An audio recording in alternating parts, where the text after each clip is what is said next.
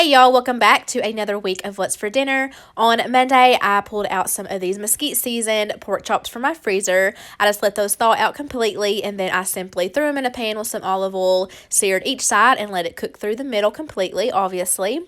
Then I let that meat rest for about 10 minutes before I went to slice into it. As you can probably tell by now, I am going to be using it in a salad. I don't believe that I've ever had pork on top of a salad, except for like bacon, of course, but I wanted to kind of switch it up. It sounded good, and that's what I went with. So now I'm just assembling the salad. I don't believe it needs any explanation, so let's enjoy some music.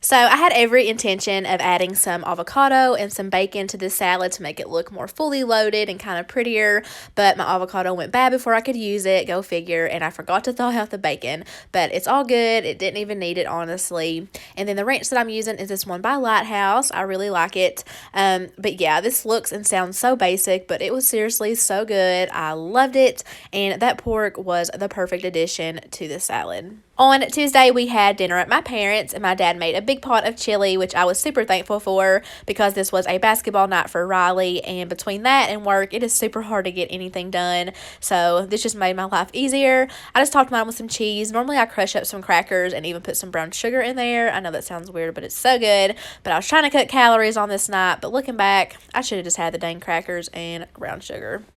On Wednesday, I made a super easy recipe for an Instant Pot beef stroganoff.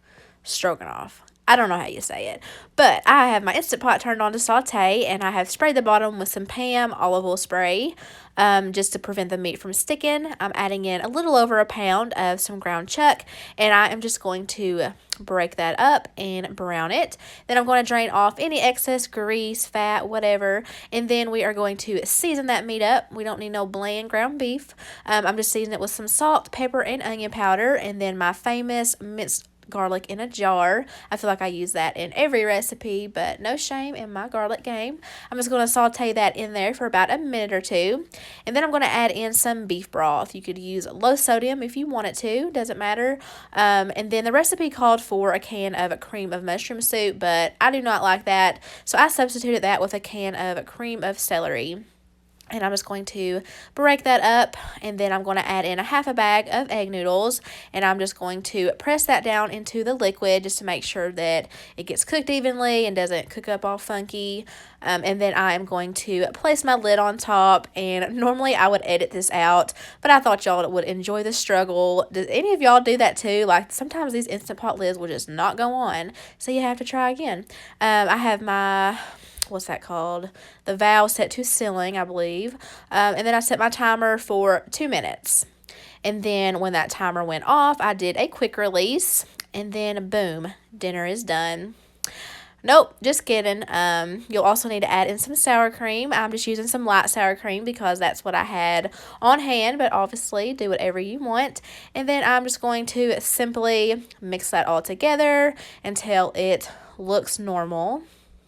And then here is what it looks like when it is done. It looks a lot like that boxed hamburger helper stuff.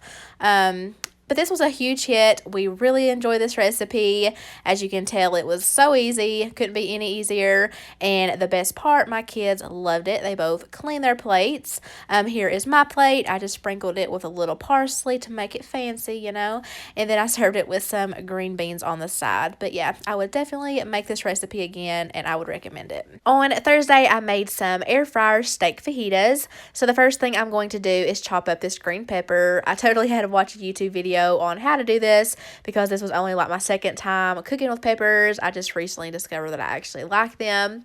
How cool is my little Buzz Lightyear Ziploc bag? I'm just going to throw those sliced peppers in there and pop that in the fridge. I actually prepped all of this before Riley's basketball game because I knew I wouldn't feel like doing it once I got back. I really felt like I had my life together this night doing all that prep work. It really did make it so much easier. Maybe I'll get better in the future about that. But now I'm just taking some steak. This was about 1.5 pounds. I don't remember exactly what type of steak that was. But I'm just going to slice that up into thin little strips and place that into the Ziploc bag. Now I'm going to get started on the marinade. So you are going to need some pineapple juice. I just use the juice from a can of actual pineapples instead of buying like a whole jug. And then you're going to need some lime juice. I just use this whole lime since it was on the smaller side, but I believe you need technically about 2 tablespoons, I think it was, maybe 1, I don't know. But the recipe will be linked down below in the description box like always so you can get the exact measurements. Also throw in some minced garlic followed by some olive oil. And then you'll need some soy sauce. Once again, if you wanted to, you could of course use some low sodium. And then I'm going to dump in some seasoning. So you are going to need some chili powder as well as some cumin and then some smoked paprika. I really like the flavor that smoked paprika gives dishes. I have so many different spices up in my spice cabinet that I don't use too often. I always tend to stick to the same seasonings, but maybe soon I will branch out and start trying some different ones.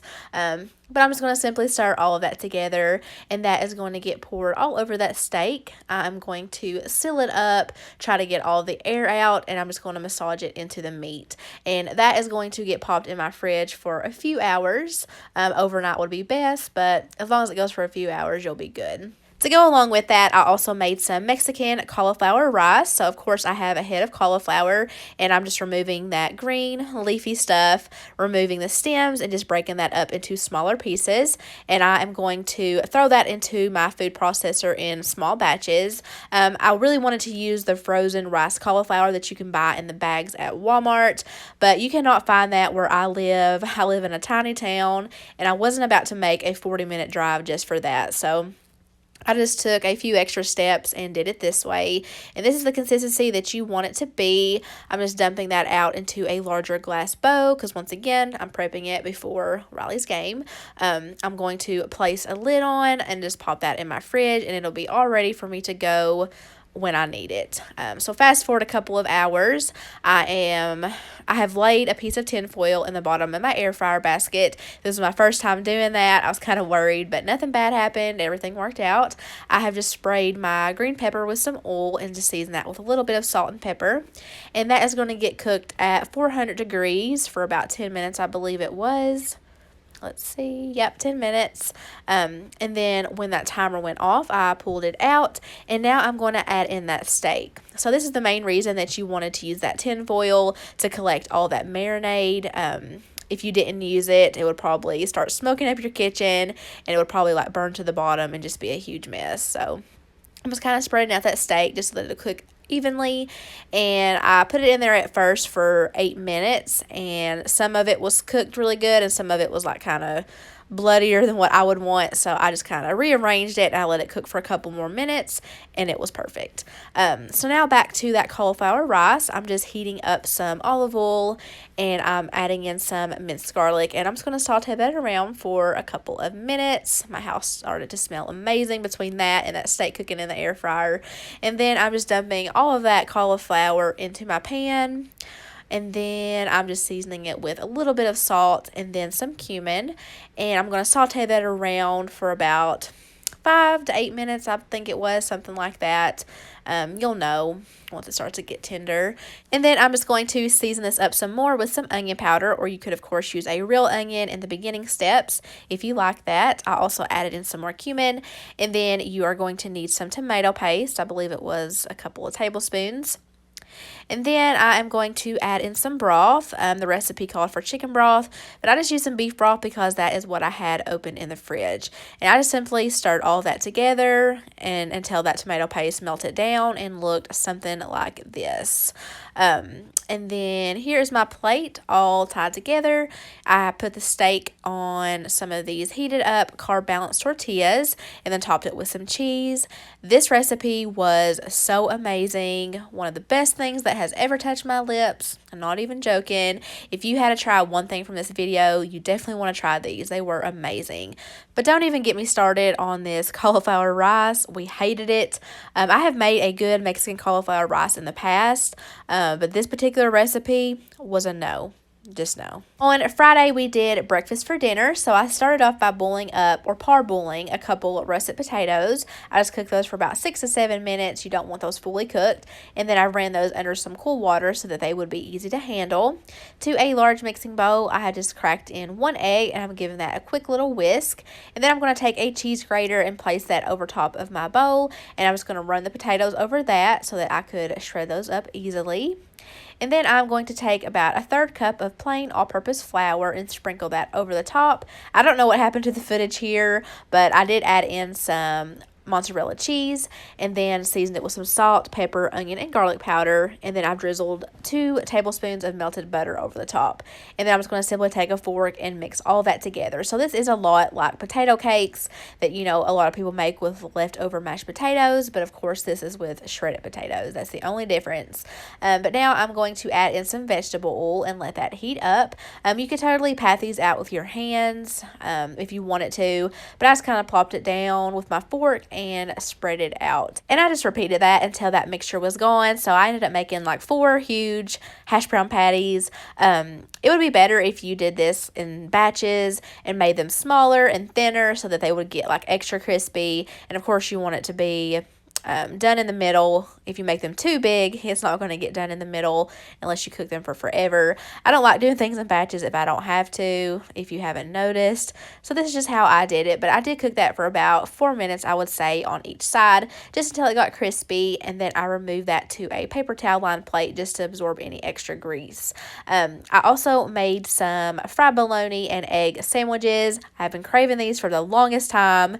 And it hit the spot. It was so, so good. And we really enjoyed these hash brown patties or potato cakes, whatever you want to call it. I sprinkled it with some parsley and drizzled it with some ketchup, and they were delicious. And then I just served it with a little side of pineapple. On Saturday, we took a little weekend trip to Tennessee, and we ate at Old Red in Gatlinburg. I honestly wasn't too impressed. Maybe it was just an off night, but like my burger was not seasoned at all. The fries were soggy and way too salty, like we could hardly even eat them, but it was a really nice place, and the entertainment was great, so there's that. On Sunday, we just grabbed a couple Domino's pizzas and took it back to the cabin and had a pizza night. One of my rules when we go on trips is to not eat anywhere that you can get back at home, but I broke that rule this night. We were super tired from all the activities and walking, plus we had a huge breakfast at the Apple Barn earlier that morning. But yeah, then we topped it off with some Gigi's cupcakes. But that is going to wrap up another week. I hope you guys enjoyed the video. Thank you all so much for watching, and I'll see you in my next one.